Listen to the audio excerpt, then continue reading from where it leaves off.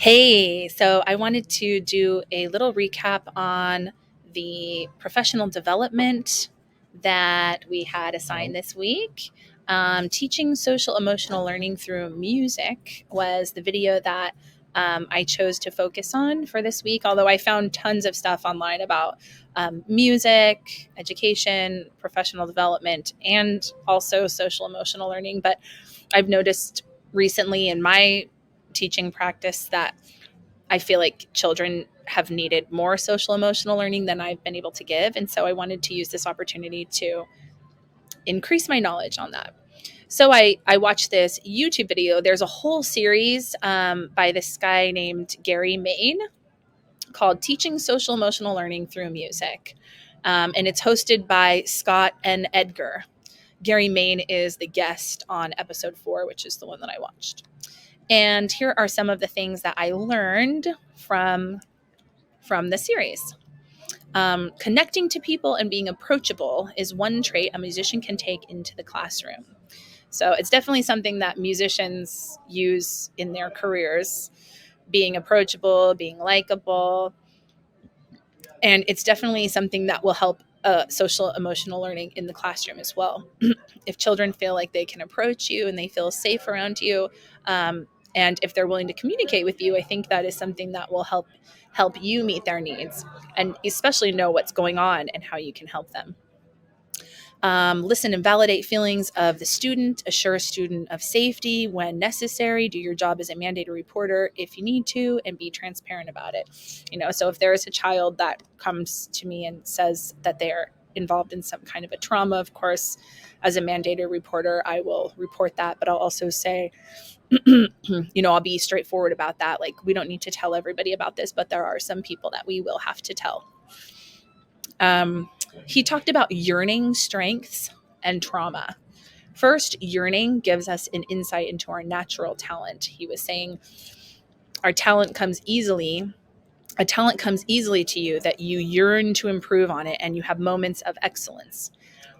Turning your yearning into a strength by knowledge and acquired skills. As a teacher, learn what your students' natural born talents are and try to help them grow into strengths. Even if it's not music that is their passion, you can be a source of encouragement on their way. So I thought that was really nice, a compassionate way to view that from a music perspective, teaching music perspective. Not all of the students that you have are going to be super passionate about music. They were also saying how the way that we grade students can sometimes be a source of undermining their process of yearning. When we tell a student what they are lacking and what they need to work on, we're not giving the opportunity to the student to discover it for themselves. And of course, we have to grade them. They have to have grades. But on the other hand, it's also important to make a place where they can self-assess.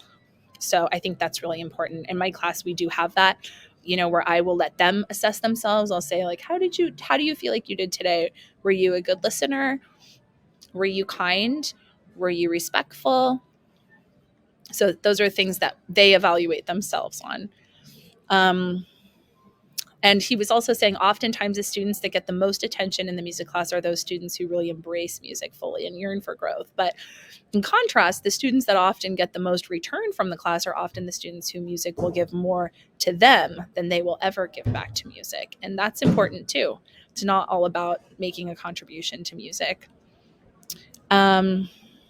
He talked about cognitive behavioral therapy, how one thought can trigger emotions and our emotions can influence how we behave. And I've been having some behavioral problems in my class. And I think it's important for me to take this information about trauma and apply it to my classroom and understand that when children are acting out, it could be something that's triggering them, maybe something that I said. And he had some recommendations about that.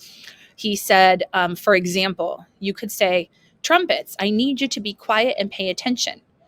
That is like a controlling command, like I'm telling you what to do. Versus trumpets, I want to know if you can try using more front when playing today.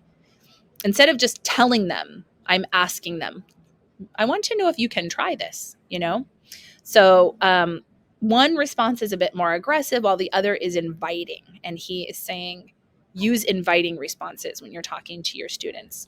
Don't boss them or tell them. Okay.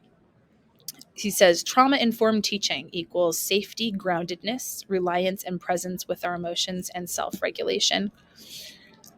He says how to phrase a message to make it less tell and more invite. You could say words like maybe just try blah, blah, blah. Maybe just try sitting quietly, creating a dynamic where students have an opportunity to choose versus controlling dynamic. And I think that was what I took the most out of this professional development video, was that you're going to get a better response when you make a suggestion versus telling someone to do something. So I know that seems like obvious, but I think as teachers, we are just get so caught up in what our goal for that class is that we get too focused on what we're trying to teach and what we're trying to get through, and not enough focus is on the social emotional development of the child getting to have a say in what they're experiencing. And I think that's important too. I recently tried telling my students, if you need a break, you can go and sit in a special area of the class, and that's okay too if they needed a break. And it's not, you're not in trouble because you need a break, but sometimes we just need to take a break. So giving them an opportunity to have self-care, I think, is also really good. So anyway, that's what I learned this week from our social media searches on professional development. All right, see you Sunday.